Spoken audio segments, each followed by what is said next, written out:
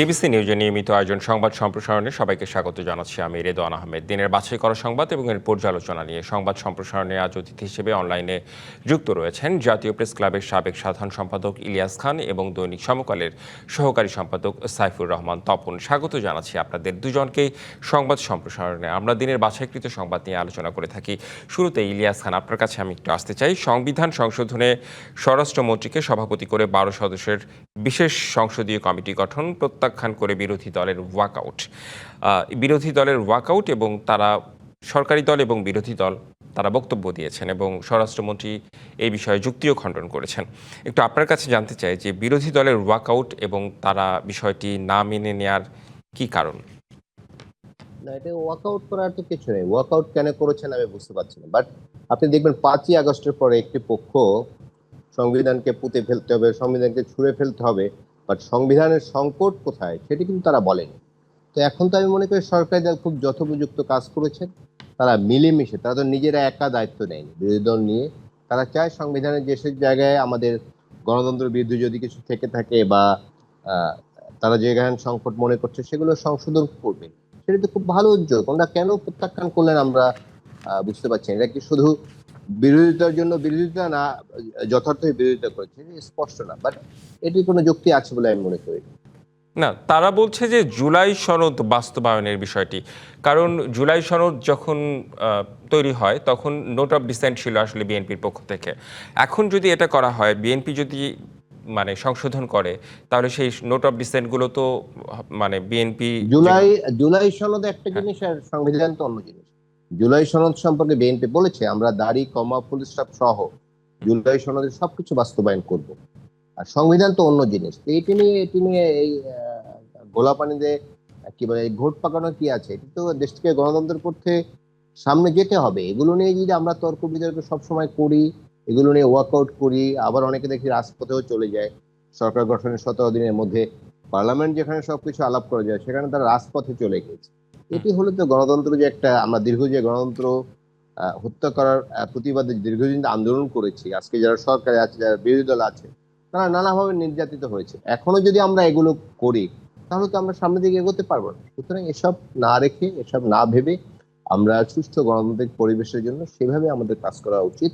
কারণ অগণতান্ত্রিক শক্তি যদি আবার ফিরে আসে বা ক্ষমতায় আসে তাহলে সাফার কিন্তু এই গণতান্ত্রিক দলগুলোকে, যারা পার্লামেন্টের 9টি দল এখন আছে, তাদেরকে কিন্তু সাফার করতে হবে। সুতরাং এখন ঐক্যের সময়, এখন বিভক্তির সময় না।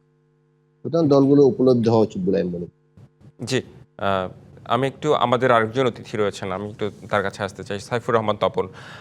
আসলে যেটি হয়েছে যে জামায়াত কিংবা এনসিপি তারা আসলে সংবিধান সংস্কার পরিষদের যে বিষয়টি ছিল সেই দাবিতে আসলে তারা অনড় এবং সে কারণেই আসলে তারা আজকে ওয়াকআউট করেছে এবং যে বিএনপির নোট অফ ডিসেন্ট ছিল জুলাই সনদ নিয়ে, সেগুলো আসলে বিএনপি কতটুকু বাস্তবায়ন করবে সেটি নিয়েও তারা সন্দিহান। কিন্তু বিএনপি বলছে যে জুলাই সনদ তারা বাস্তবায়ন করবে। একটু আপনার মন্তব্য জানতে চাই। ধন্যবাদ আপনাকে এবং আমার সহালোচক ইলিয়াস খানকে। এখানে যেটা মানে প্রথম বিষয় যেটা, সেটা হলো যে তাদের যে ওয়াকআউট, এটা হলো একটা, এটাকে আপনি বলতে পারেন যে এক ধরনের গ্যালারি ইস্যু। কারণ প্রত্যেকেরই তো অডিয়েন্স আছে। বিএনপির যেমন একটা অডিয়েন্স আছে, জামাত এনসিপি তাদেরও অডিয়েন্স আছে। তো এই অডিয়েন্সের উদ্দেশ্যে কিছু জিনিস শো করতে হয় যে আমি এখানে বিএনপির চেয়ে আলাদা, বা আমি এখানে তার সাথে আমার এই হলো পার্থক্য। তো ওইটা দেখানোর জন্য কিছু কিছু ক্ষেত্রে এরকম ওয়াকআউট বা রাস্তায় এসে এক ধরনের এজিটেশনের বা বিক্ষোভের একটা ভান করা, নাটক করা, এটা আমরা দেখেছি। কারণ এটা কিন্তু প্রকৃত বিরোধী দল না। গত আপনি এই যে ফেব্রুয়ারি মাস থেকে আজকে তো জুলাই মাস, ইতিমধ্যে 2টা সেশন, সংসদের 2টা সেশন আমরা দেখলাম। তো আপনি দেখবেন অর্থপূর্ণ যেখানে বিরোধিতা করা দরকার, জনগণের স্বার্থ, প্রত্যক্ষ স্বার্থ যেখানে আছে, ওই সমস্ত ক্ষেত্রে আপনি দেখবেন না তাদের কোনো বক্তব্য দিতে। সাইফুর রহমান তপন, একটি বিষয় কি আমি আপনার বক্তব্যের রেশ ধরে একটু জানতে চাই যে প্রকৃত বিরোধী দল না আপনি বললেন, এটা কেন, মানে কেন মনে হয়েছে আপনার? দেখেন, আমি ওই বিস্তারিত আলোচনায় যাচ্ছি না। আপনি বিএনপির বিএনপির বহু নেতার মুখে আমরা শুনেছি ইলেকশনে জামাত কিভাবে 80টা সিট পেয়েছে বা 77টা সিট পেয়েছে, এনসিপির নেতারা কিভাবে পাশ করেছে, মানে এগুলো আমরা জানি, সেটা আমি সেই আলোচনায় যাচ্ছি। আচ্ছা আচ্ছা, হ্যাঁ, আমি বলছি যে ইলেকশনটা মোটামুটি গ্রহণযোগ্য। হুম মানে যদিও ওরা বলছে, এনসিপি কালকেও বলেছে, নাহিদ ইসলাম বা হাসনাত আব্দুল্লাহর মুখে শুনলাম যে ভোট হয়েছে কিন্তু ফলটা ঠিক হয় নাই। আমি ওই সমস্ত আলোচনায় যাচ্ছি না। এটা একটা গ্রহণযোগ্য নির্বাচন, মানুষ এটাকে গ্রহণ করেছে, সংসদকেও মানুষ গ্রহণ করেছে। সেই জায়গায় একটা বিরোধী দল হিসেবে তাদের যে রোল প্লে করার কথা, ভূমিকা রাখার কথা, আমরা সেই ভূমিকা তারা দেখছি না। ধরুন দ্রব্যমূল্যের প্রশ্নে তাদের বক্তব্য কি, আমেরিকার সাথে চুক্তির প্রশ্নে তাদের বক্তব্য কি, এবং এখন যে বন্যা হচ্ছে সেই বন্যা নিয়ে তাদের বক্তব্যটা কি, এইচএসসি পরীক্ষা নিয়ে একটা সংকট তৈরি হচ্ছে, যে এই নিয়ে তাদের বক্তব্য কি। আপনি এখানে কোনো অর্থপূর্ণ বক্তব্য তাদের দেখবেন না। ফলে তারা এমন কিছু বিষয় এখানে সামনে আনে যেগুলো মানে সাধারণ যে জনগণ, আমজনতার ভাবনার জায়গায় এগুলো নাই। কিন্তু আমি এই জন্য বললাম যে এগুলো এক ধরনের গ্যালারি শো তারা করে। সেটা এখানে দেখেন, বিএনপি একটা দায়িত্বশীল দল কেন? একটা মাস বেসড পার্টি, মানে গত 4 মাসে 6 মাসে অসংখ্যবার এগুলো আমরা বলেছি।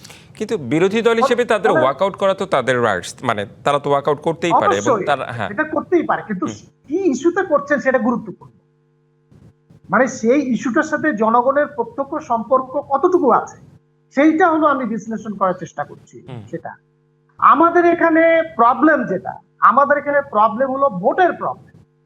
ভোটটা যদি আমরা 5 বছর পর একটা সুষ্ঠু পদ্ধতিতে করতে পারি, আমাদের মোর দেন 60% প্রবলেম সমাধান হয়ে যাবে। আমি আপনাকে বলতে মানে এটা একটা গুরুত্বপূর্ণ বিষয় বলেছেন আপনি।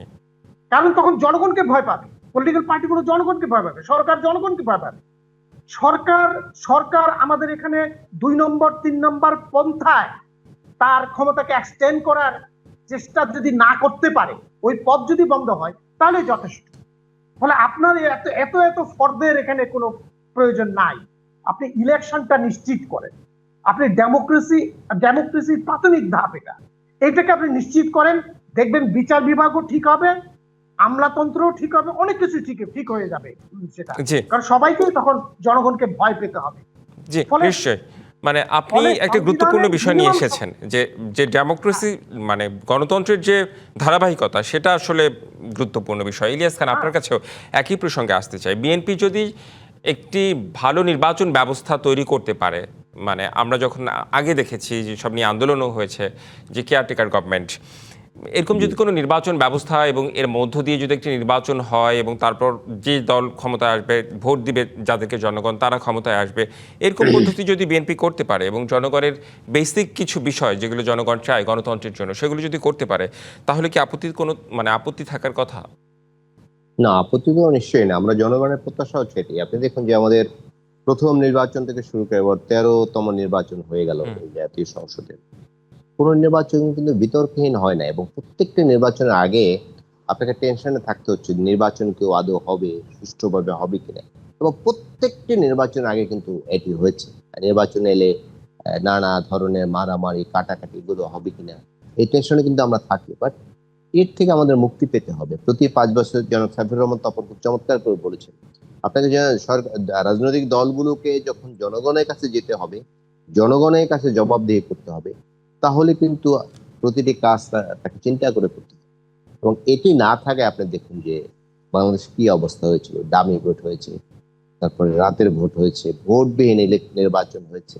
এই অবস্থা থেকে যে মুক্তি পেতে চাই, এই আজকে যে দুর্নীতি বলেন, দুঃশাসন বলেন, সুশাসনের অভাব বলেন, সবকিছু কিন্তু সুষ্ঠু নির্বাচন না থাকার কারণে। সুষ্ঠু নির্বাচন যদি হয়, অনেক সংকট কিন্তু আমরা কেটে যাবে, আমরা জানি। এবং সেটি কিন্তু একটা ব্যবস্থা হয়েছিল, আপনার নিশ্চয়ই মনে আছে, 91, 96, 2001 এবং 2008। যদিও 2008-এর নির্বাচনে আমার প্রশ্ন আছে, যাই সে প্রসঙ্গে যাব না। এই নির্বাচনের পর হঠাৎ করে কিন্তু আওয়ামী লীগ কি করলো, নির্বাচন ব্যবস্থাকে নির্বাসনে পাঠিয়ে দিল। মানুষের যে একটা ভোট বলতে যে জিনিস আছে, সেটা কিন্তু মানুষ বলতে বসছিল। শুধু দেখবেন, শুধু পার্লামেন্ট নির্বাচনে না, স্থানীয় সরকার নির্বাচনের সবগুলোতে কোনো ভোট ছিল না, কিন্তু আপনি নেতাকে তুষ্ট করে যদি নমিনেশন আনতে পারেন আপনি জিতে যাবেন। সুতরাং তাদের কিন্তু জনগণের কাছে কোনো জবাবদিহি ছিল না। তারা নেতাকে যে টাকা দিয়ে এসছে এবং প্রতীক নিয়ে এসছে। এই অবস্থার তো অবসান হওয়া উচিত এবং অবসান হওয়ার দরকার। এবং আমরা তো দীর্ঘদিন লড়াই করেছি এই অবস্থার অবসানের জন্য। মানুষ ধরুন শুধু 17 বছর আমরা বলি, এর আগেও কিন্তু লড়াই করেছে মানুষ একটি গণতান্ত্রিক পরিবেশের জন্য, কিন্তু বারবার আমরা হোঁচট খেয়েছি। ধরুন 71 মুক্তিযুদ্ধ, আমাদের প্রত্যাশা ছিল মুক্তিযুদ্ধের পরে দেশে গণতন্ত্র, সুশাসন, মানবাধিকার, সাম্যতা এগুলো আসবে, কিন্তু আমরা কি পেলাম? একদলীয় শাসন পেলাম। এই যে আমরা 3 জনই গণমাধ্যম করি, গণমাধ্যম বন্ধ করে দেওয়া হলো, মানুষের মাথা নিয়ে হোলি খেলা হলো। তারপর 90-এর আন্দোলন আমরা দেখলাম। 90-এর আন্দোলনে পরে কিন্তু আমাদের অনেক প্রত্যাশা ছিল দেশ বুঝে এবার একটি গণতান্ত্রিক পরিবেশ সৃষ্টি হবে, কিন্তু হয়নি কিন্তু ঠিকভাবে সেভাবে। এবং সর্বশেষ কিন্তু এবার আমরা একটা প্রত্যাশা নিয়ে সব মানুষ আন্দোলন করেছে, এবং অন্যান্য বিশেষ করে 90-এর আন্দোলনের সঙ্গে এই আন্দোলনে কিন্তু অনেক পার্থক্য আছে। 90-এর আন্দোলন ছিল ঢাকা বিশ্ববিদ্যালয় কয়েকটি অনেকটা আরবান আন্দোলন, কয়েকটি পাবলিক বিশ্ববিদ্যালয় কেন্দ্রিক। বাট এবারে আন্দোলনটি কিন্তু সব মানুষকে স্পর্শ করেছে, ছাত্র, শিক্ষক, সাধারণ মানুষ, নানা শ্রেণী পেশার মানুষ এই আন্দোলনে এবার কিন্তু হতাশ হওয়ার সুযোগ কিন্তু নেই। এই যে গত 2 বছরে মব কালচার, সংবাদপত্র অফিস পুড়িয়ে দেওয়া, এই যে কালচার একটা শুরু হয়েছিল, মাজার গুড়িয়ে দেওয়া, মাজার থেকে লাশ তুলে সেই লাশ পুড়িয়ে দেওয়া, এই যে নৃশংসতা এই যে শুরু হয়েছে, এটি দমন করতে হলে দেশের একটি সুষ্ঠু গণতান্ত্রিক পরিবেশ থাকতে হবে। সেক্ষেত্রে আমরা আশা করতে চাই যে বিরোধিতার জন্য বিরোধিতা না করে সরকারের যে ভালো পদক্ষেপগুলো সেগুলো আমরা সাপোর্ট করি, আর যদি ভালো পদক্ষেপ না নেয় সেগুলো আমরা বিরোধিতা করি। জি নিশ্চয়ই, আমাদের আরো বেশ কিছু গুরুত্বপূর্ণ টপিক রয়েছে। আমরা একটা বিরতিতে যেতে চাই, বিরতির পর ফিরে এসে নিশ্চয়ই সেসব বিষয় নিয়ে আমরা আলোচনা করব। সংবাদ সম্প্রসারণে একটি বিরতি নিচ্ছি, ফিরছি একটু পরেই। বিরতির পর আবারও স্বাগত সংবাদ সম্প্রসারণে। আমাদের সঙ্গে অতিথি হিসেবে অনলাইনে যুক্ত রয়েছেন জাতীয় প্রেস ক্লাবের সাবেক সাধারণ সম্পাদক ইলিয়াস খান এবং দৈনিক সমকালের সহকারী সম্পাদক সাইফুর রহমান তপন। স্বাগত জানাচ্ছি আপনাদের দুজনকেই। সাইফুর রহমান তপন, আপনাকেই বিরতির পর আপনাকে দিয়ে শুরু করতে চাই। আমরা জলাবদ্ধতা দিয়ে শুরু করতে চাই, বন্যা পরিস্থিতি দিয়ে শুরু করতে চাই, একটু কথা বলতে চাই।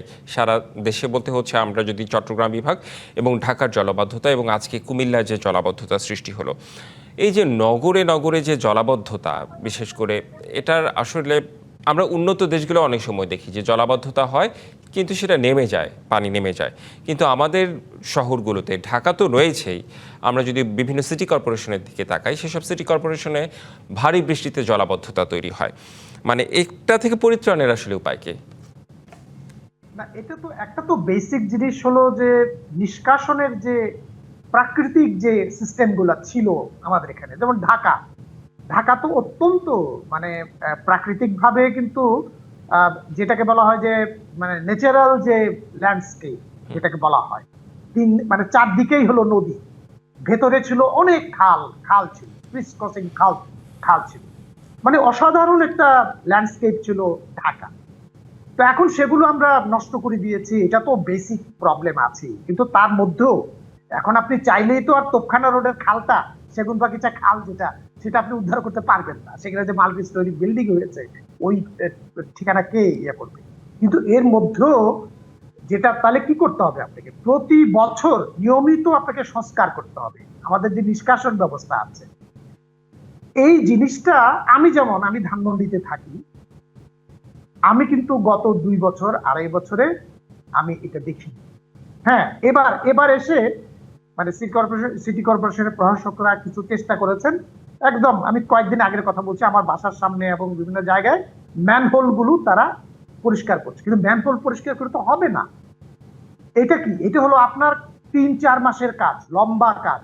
কারণ আমরা তো যত্রতত্র প্লাস্টিক ফেলি, ফলে আমাদের যে ড্রেনেজ সিস্টেম যেটা আছে সেটা আমরা বন্ধ করে দিয়েছি। সেটা ওই হাতির ঝিলের ওখানে যে একটা পানি ইয়ে করার, মানে ময়লা আবর্জনা আলাদা করার একটা মেশিন আছে না, এখন সেটা সচল আছে কিনা জানি না, সোনাগাঁ হোটেলের পেছনের দিকে। যে আপনি বৃষ্টির পরে, আমার নিউ এজে যখন আমার অফিস ছিল, আমি যখন যেতাম ওই দিক দিয়ে আমি হেঁটে যেতাম, হাই রে, মানে টনের মতো এই আবর্জনা বেরোতো ওই যন্ত্র থেকে সেটা। শুধুমাত্র কাঁঠাল বাগান গ্রিন রোডের এই লাইন থেকেই বেরোতো সেটা। পুরো ঢাকা শহরে কি অবস্থা আপনি চিন্তা করেন, চট্টগ্রামেরও একই অবস্থা, অন্যান্য শহরগুলোর একই অবস্থা। তাহলে যেই ধরনের নজর দেয়া দরকার, যেই ধরনের আপনার মানে পরিষ্কার পরিচ্ছন্নতা বা নিষ্কাশন ব্যবস্থাগুলোকে ক্লিয়ার রাখা দরকার, অন্তত আপনি পুনরুদ্ধার করতে না পারেন, এই কাজটা কিন্তু আমরা দেখি নাই সেটা। আচ্ছা, তার মানে মোটা দাগে আপনি দুটো বিষয় নিয়ে এসেছেন, একটা হচ্ছে ড্রেনেজ ব্যবস্থাপনা আর একটা হচ্ছে পানি নিষ্কাশন, অর্থাৎ মানে শহর থেকে যে পানি বের হবে আমাদের। একটি বিষয়, মানুষের কি কোনো দায় নাই এখানে, সংক্ষেপে যদি একটু বলতেন, মানে সাধারণ মানুষের। না, আমি তো বললামই, আমরা তো আমাদের সিভিক সেন্স খুব পুয়ার। আমরা চিপসের প্যাকেট যেখানে যেখানে ফেলি, আমরা যে কোনো কিছু যেখানে জায়গায় ফেলি। আমি ওই প্রধানমন্ত্রীকে কালকেই সম্ভবত নাকি আজকে বরিশালে তিনি একটা বক্তব্য রেখেছেন যে যত টিস্যু তিনি ব্যবহার করেন তিনি পকেটে পুরে রাখেন, পরে তিনি এটা বিলে ফেলেন। কিন্তু এটা তো তিনি বললেন সেটা, কিন্তু তার কলিগরা কতটুকু এই বিষয়ে সচেতন আমার খুব সন্দেহ আছে এই বিষয়ে। আর সাধারণ মানুষ তো দূর থাকে সেটা। ফলে এই প্রবলেম তো আছেই, কিন্তু তারপরে কর্তৃপক্ষের একটা দায়িত্ব আছে, কারণ কর্তৃপক্ষের হাতে তো ইনস্ট্রুমেন্ট আছে। কর্তৃপক্ষ প্রয়োজনে আমার বিরুদ্ধে আইনগত ব্যবস্থা নিতে পারে। সিটি কর্পোরেশন অনেক ধরনের আইন আছে, মেট্রোপলিটন পুলিশের অনেক ধরনের আইন আছে সেটা। আমি এগুলোর কোনো এনফোর্সমেন্ট দেখি না, কোনো ধরনের তৎপরতা দেখি না। মানুষকে সচেতন করা তো মানে অন্য জিনিস সেটা না, এটাও কিন্তু তাদের দায়িত্ব, এটাও সিটি কর্পোরেশনের দায়িত্ব। মানুষ যদি আমি সেই জন্য আমি পাবলিকের আপনি দোষ দিয়ে কি করবেন? পাবলিকে ওই যে চীনের আমি মনোজ বসুর গল্প বই পড়েছিলাম, চীন থেকে ঘুরে এসে বই লিখেছিলেন। উনি বলেছেন যে রাস্তায় থুতু ফেলা বন্ধ করেছে, বেত মেরে থুতু বন্ধ করে। আমি বলছি না যে আমাদের এখানে বেত মারতে হবে, আমি চীনের সিস্টেমটার কথা বললাম। মানুষকে এনফোর্স করতে হবে, অর্থাৎ আপনার আইনটা বিধিটা এনফোর্স করতে হবে, সাথে সাথে এক্সাম্পল তৈরি করতে হবে। প্রধানমন্ত্রী যে এক্সাম্পলটা তৈরি করলেন এটাকে তো ছড়িয়ে দিতে হবে সেটাকে। আবার এটা একদিন 2 দিন 1 মাস 2 মাসের মধ্যেও সমাধানযোগ্য না। নিশ্চয়ই আরেকজন অতিথি রয়েছে, আমরা একটু তার কাছে শুনতে চাই। ইলিয়াস খান, আপনার কাছেও একটু জানতে চাই, যদি মনে করি যে সরকার আজকে থেকেই বিষয়টিতে নজর দিবে, তাহলে তো এটা 1-2-3 মাসে তো সমাধান হবে না, অ্যাটলিস্ট কিছু সময়, বছর সময় প্রয়োজন সব সিটিগুলোকে। হ্যাঁ, না, সে যুগ তো সরকার নেওয়া উচিত।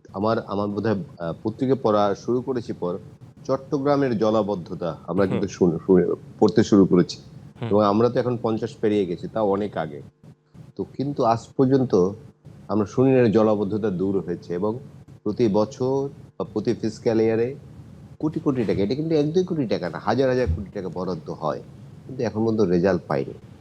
তো এই তো আমাদের দেশের অবস্থা। আজকে দেখলাম যে কি বলে কুমিল্লা একদম পানির নিচে চলে গেছে, ঢাকাও তো কালকে অলমোস্ট পানির নিচে ছিল। একটা আধুনিক নগরীতে আসলে আগে সুয়ারেজ ব্যবস্থা করে তারপরে কিন্তু বাড়িঘাট তৈরি করা হয়, আর আমাদের এখানে হয়েছে উল্টো। তো এটি তো এখন আর সমাধান করা সম্ভব না। ঢাকার তো 56টা খালের 26টা বন্ধ করে দেওয়া হচ্ছে, আর যেগুলো আছে সেগুলো নানাভাবে আশেপাশে দখল হয়ে আছে। অন্তর্বর্তী সরকার আমরা শুধু দেখেছিলাম একটি খাল কোথায় যেন দেখতে গেছে, সেখানে লাল কার্পেট বিছিয়ে দেওয়া হয়েছিল। এইটুকু অগ্রগতি আমরা দেখেছিলাম, আর কিছু দেখিনি। মানুষকে আসলে সচেতন হতে হবে, খাল খনন থেকে শুরু করে এই লাইনগুলো পরিষ্কার রাখা। এই রাষ্ট্র এমন একটি রাষ্ট্র, এই রাষ্ট্রের মানুষ এমন যে বাচ্চা যদি গাড়িতে বসে চিপস খায়, চিপসের উদাহরণ তিনিও আগে দিয়েছেন, বাবা মা বলেন এবং খুব সভ্য মানুষ, গাড়ি ময়লা করিস না, চলন্ত রাস্তায় এগুলো ফেলে দেয়। এগুলো করতে করতে কিন্তু আমরা এই অবস্থায় এসেছি। সুতরাং আমাদের নতুন করে প্ল্যান নিতে হবে। যারা আরবান প্ল্যানার আছে ভালো, তারা বলতে পারবেন। প্ল্যান বোধহয় আছেও, সেটি বাস্তবায়ন হয় না। তিনি আইনের কথা বলেছেন, এই রাষ্ট্রে সিগারেট খেলে জরিমানার বিধান আছে, একটি লোককে জরিমানা করেছে আমরা আজ পর্যন্ত কিন্তু শুনিনি। বাট এই ঢাকা শহরে মনে করেন 1 কোটি লোক ওপেনে সিগারেট খেয়ে আপনি দেখবেন, 1 কোটি এই অর্থে বললাম, ঢাকা তো 4 কোটি লোক আছে, এর অধিকাংশ মানুষই সিগারেট খায়, তারা কিন্তু ওপেনে খায়, কিন্তু একজনের বিরুদ্ধে ব্যবস্থা নেওয়া হয়েছে বলে আমি জানি। তবে সাম্প্রতিক একটা সংযোজন খুব ভালো হয়েছে যে ট্রাফিক সিগন্যালে এআই ক্যামেরা বসিয়েছে। আমি লক্ষ্য করেছি রাত 2টার সময় কিন্তু গাড়ি দাঁড়িয়ে যায় ফাঁকা রাস্তায়, এটি একটা যুগান্তকারী কাজ হয়েছে। এরকম কোনো দৃষ্টান্তমূলক কাজ করতে হবে। এই যে সুয়ারেজ লাইন সেগুলো পরিষ্কার পরিচ্ছন্ন রাখতে হবে, যাতে পানি বেরিয়ে যেতে ঠিকভাবে, পানি যদি বেরিয়ে যেতে না পারে তাহলে তো এই ধরনের তাহলে আসলে জলাবদ্ধতা সৃষ্টি হয়। জি, মানে বিষয়টি নিয়ে আসলে আপনাদের দুজনেরই বেশ কিছু মতামত পাওয়া গেল। আমি আরেকটা কথা বলে রাখি, আজকে এই অবস্থায় যে এইচএসসি পরীক্ষা হয়েছে এটি অত্যন্ত দুর্ভাগ্যজনক। এই পরীক্ষাটি আজকে বন্ধ রাখা উচিত ছিল। হয়তো আর 2-1 দিন পরে যখন ওয়েদার ভালো হয় সেই সময় আপনি দেখেছেন যে আমাদের বাচ্চারা তারা ভেলায় করে, নৌকায় করে, ভ্যানে করে পরীক্ষা দিতে গিয়েছে। অনেকে সারাদিন ভিজে ছিল, 3 ঘন্টা ভিজে পরীক্ষা দিয়েছে। এটা অত্যন্ত দুর্ভাগ্যজনক। এটি প্রত্যাশা করেন আমাদের যিনি শিক্ষামন্ত্রী আছেন। সামাজিক যোগাযোগ মাধ্যমে আসলে অনেক আলোচনা হচ্ছে, সমালোচনা হচ্ছে। আরেকটি বিষয় নিয়ে কথা বলতে চাই একটু সংক্ষেপে। শুরুতে ইলিয়াস খান আপনাকে দিয়ে আবার প্রসঙ্গটি দিয়ে শুরু করতে চাই। প্রধানমন্ত্রীর জনগণ পাশে থাকলে দেশ পুনর্গঠনে কোনো বাধাই মানবে না সরকার, সার্বিক উন্নয়নে নারী স্বাবলম্বী হওয়া জরুরি, প্রধানমন্ত্রী তারেক রহমান বলেছেন। এবং স্নাতক পর্যন্ত নারীদের শিক্ষা ফ্রি করার যে বিষয়টি, সেই বিষয়টিও উনি তুলে এনেছেন। একটু যদি মন্তব্য করতেন। এটি যুগান্তকারী পদক্ষেপ এবং তিনি এটি ধারাবাহিকতা পেয়েছেন। তার বাবা বলেছিলেন, শহীদ রাষ্ট্রপতি জিয়াউর রহমান, যে বাংলাদেশের অর্ধেক নারী, তাদের হাত যদি কোনো কাজ না করে দেশ সামনের দিকে এগিয়ে যাবে না। এবং তার মা, যিনি প্রধানমন্ত্রী ছিলেন 3 বার, তিনি কিন্তু এই যে নারী শিক্ষা ফ্রি করা, এটি কিন্তু তিনি প্রথম শুরু করেছেন। সুতরাং এই দেশের অর্ধেক মানুষ তো নারী, আমরা জানি।